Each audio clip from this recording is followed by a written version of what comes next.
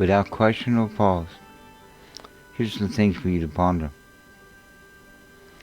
Without realizing that Jesus, the Son of God, while in the mode of a Son of Man, did and said what he did as a Son of Man, setting aside the independent use of an attribute which he possessed, being deity before coming in a natural body, became obedient to the words and action of God his Father and ours.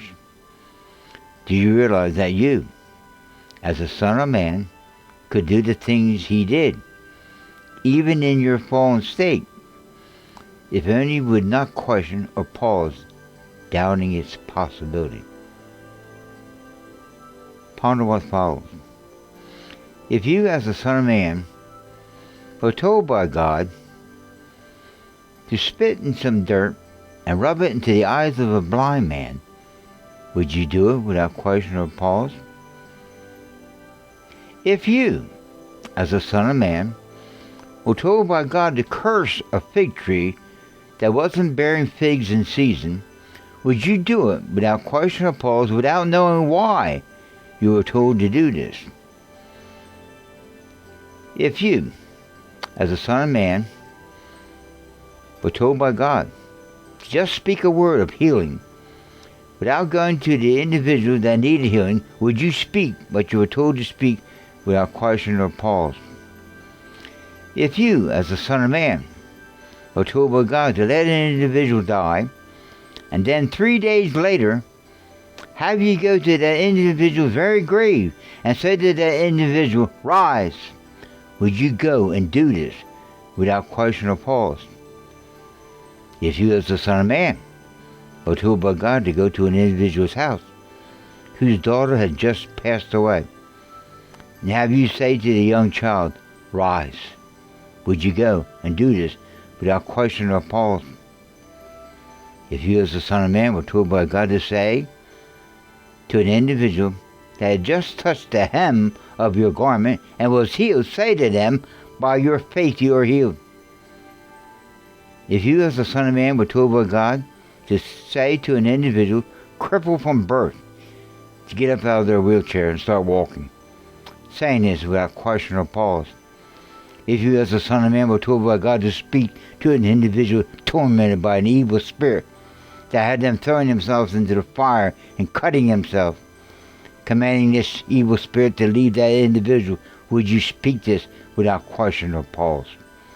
If you, as the Son of Man, were told by God to say to individuals at a wedding feast to fill pots with water to replace the wine that had run out and was needed at the wedding celebration, doing this without question or pause.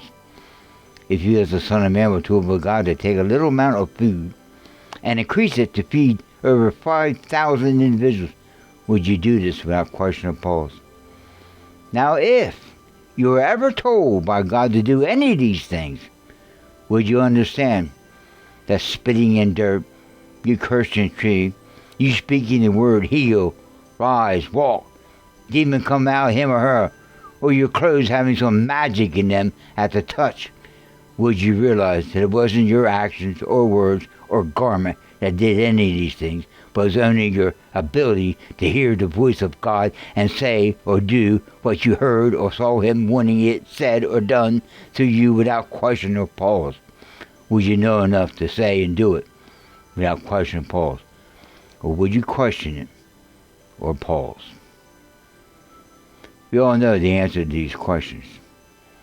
We may wish that we could obey without question or pause, yet we know that our doubtful, fallen minds would question and pause, thinking, "I can't do, or couldn't do that."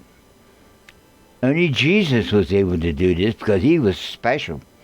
He was the Son of God. Do you realize that if these things were spoken or done to you, they could be as Jesus, who truly is the Son of God, manifested as a Son of Man, learning obedience in this mode of a Son of Man, as we could have to learn the same obedience as fallen sons of men, with the potential of our being sons of God through what Jesus, the Son of God, coming in the mode of the Son of Man, accomplished for us, giving us, as fallen sons of men, the God-given right to do what Jesus, the Son of God, did while in the same mode as the Son of Man, only not ever falling as we all have. The greatest thing, or the greater thing of this, as Scripture revealed by Jesus, who said, the things that I do, you will do, and greater. The greater thing of this would be the amazing fact that our Father could do anything of these things through us as fallen sons of men. It's only our coming to realize that if our Father ever did want to do anything to us, it would be by His grace only, and it would have had nothing to do without deserving Him to do these greater things. Our Father thus would only be doing or speaking to us for His name's sake alone, as He had eternally said and promised that He would do to Jesus while in the mode of a Son of Man like us, yet not fallen. Am I overstating it? Or could this be the truth? We know that other fallen sons of men, like the apostles and famous figures throughout church history, had done some of these things mentioned. Were they special? Or were they nothing more than clay vessels submissive to what the Father would speak or do through them without question or pause? God bless you.